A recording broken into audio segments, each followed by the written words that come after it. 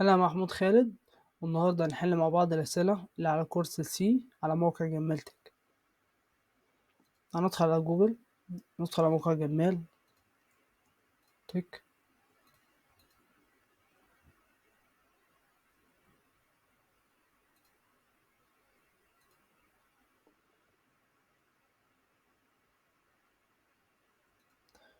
ندخل على كورسات، كورسز سي بروجرامينج ليسن 2. هننزل على ال Advanced Exercise، حل سؤال رقم 3.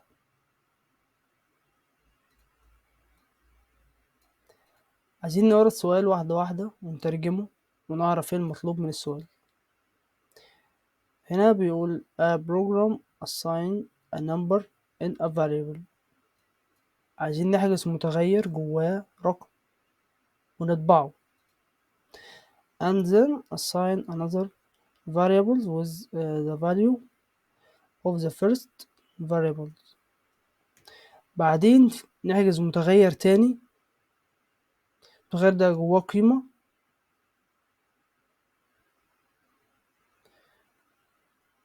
must to increment by 5. في حاجة واقفة معايا هنا، ممكن نترجم الجملة دي.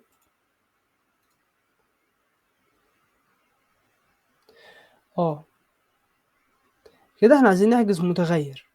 المتغير ده هنديه قيمة، والقيمة في كل المرة اللي بعدها في الطباعة هنزود بقيمة 5.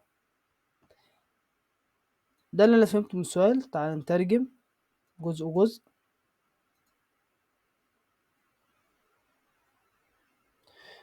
برنامج في متغير هنطبعه، تمام. شوفوا الجزء التاني. بعدين نقوم بمتغير، نحجز متغير تاني بقيمة المتغير الأول،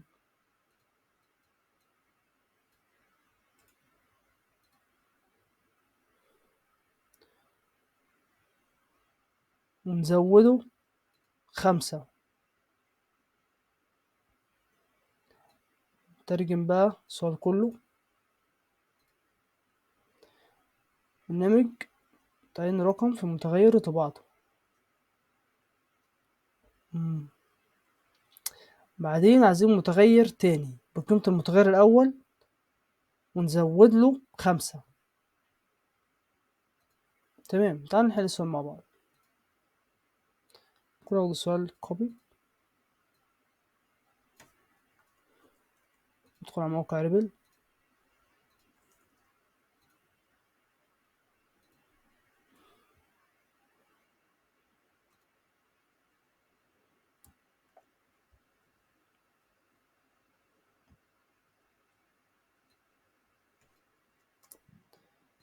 نحذف السؤال ده ونحط السؤال الجديد.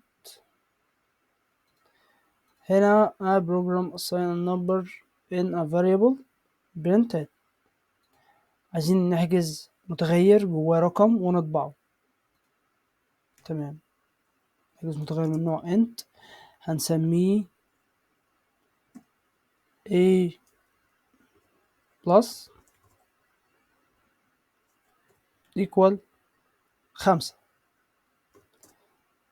بعدين نطبعه printf %d \n كوما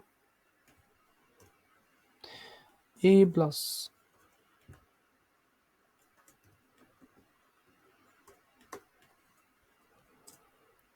الجزء التاني من السؤال بيقول ايه؟ and then assign another variable with the value of the first variable. عايزين نحجز متغير تاني بنفس قيمة المتغير الأول ونزود عليه ب5. first value first variable and it must be incremented by 5. نحجز متغير تاني بيساوي قيمة المتغير الأول ونزود عليه 5. تمام، احنا نحجز متغير تاني هنسميه S. الاس ده بيساوي ايه؟ بيساوي A بلس نزود عليه 5 سيميكون، بعدين نطبعه.